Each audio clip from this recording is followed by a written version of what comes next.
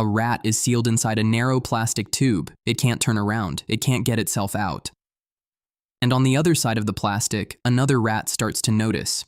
It's loose, safe, free to ignore the whole thing.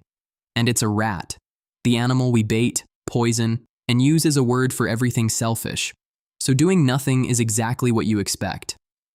Instead, it learns to open the door. Then the scientists make the choice worse. They put another tube beside it, packed with chocolate, the thing rats will work almost absurdly hard to get.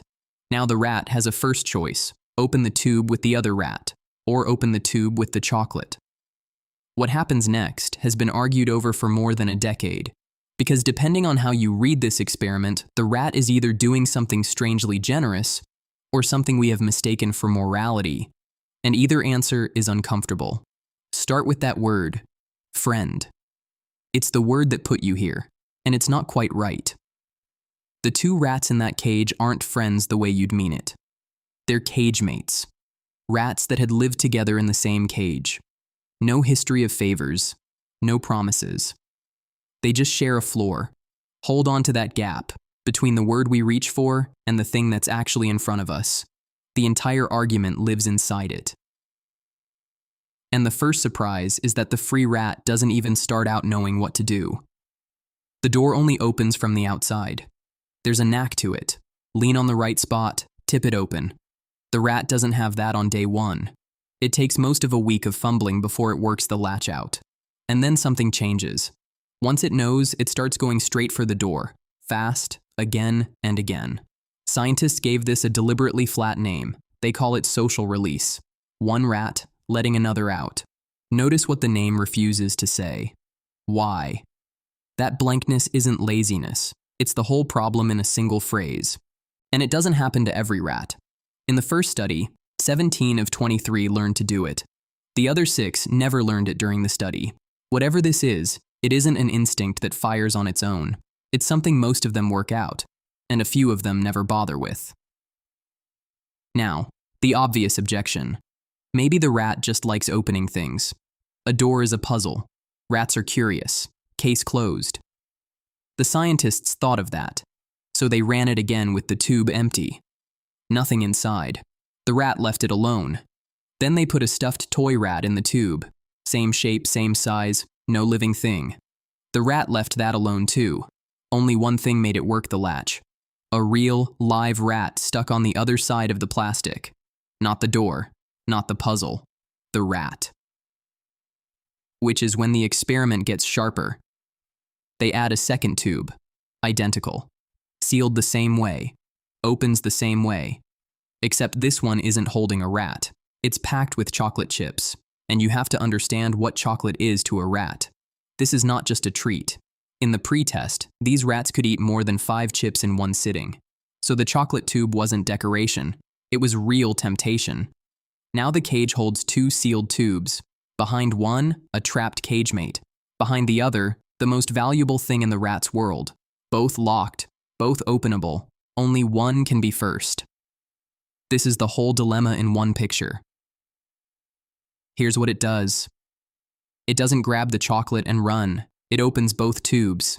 The cage mate gets out. The chocolate gets eaten. Both. And the detail that makes the researchers lean in.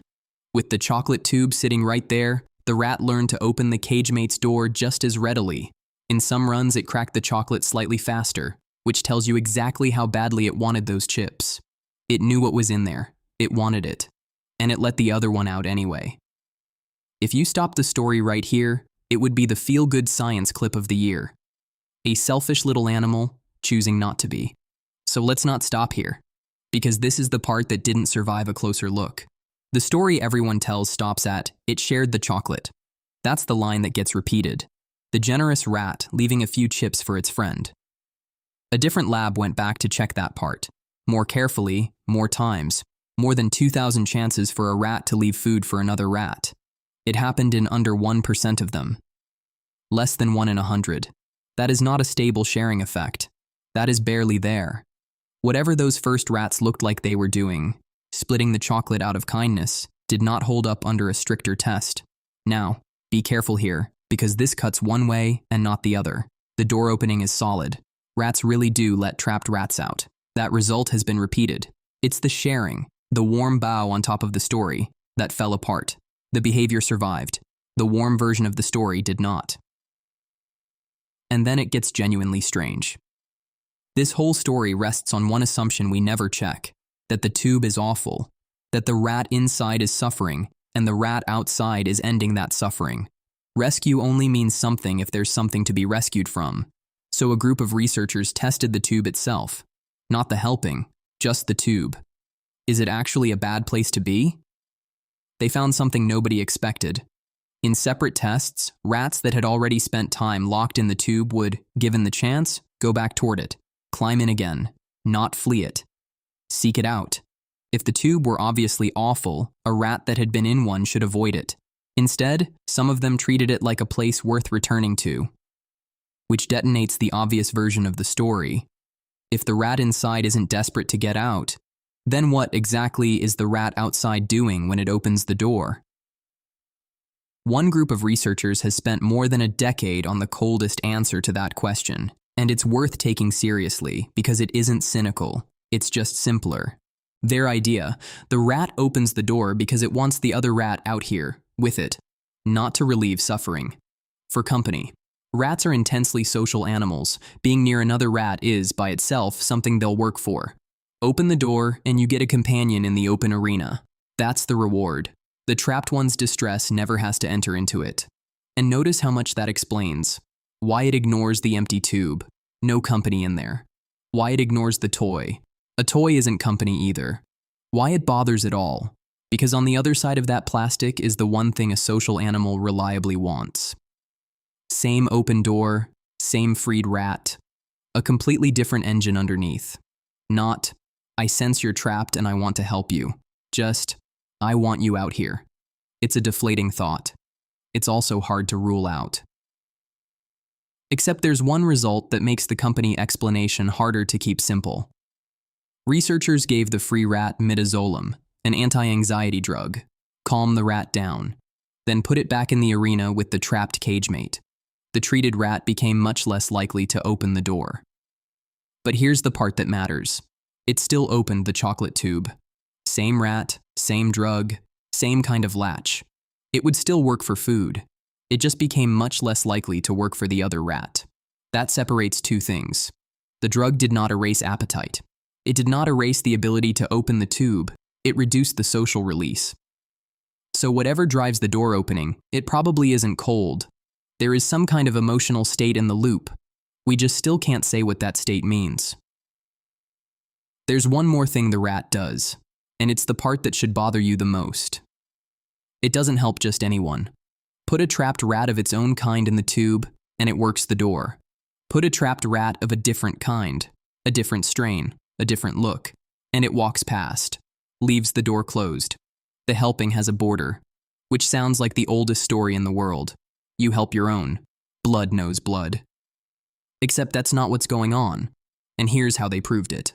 They took rats of one strain and raised them entirely among rats of another strain. Different look, different smell, from birth.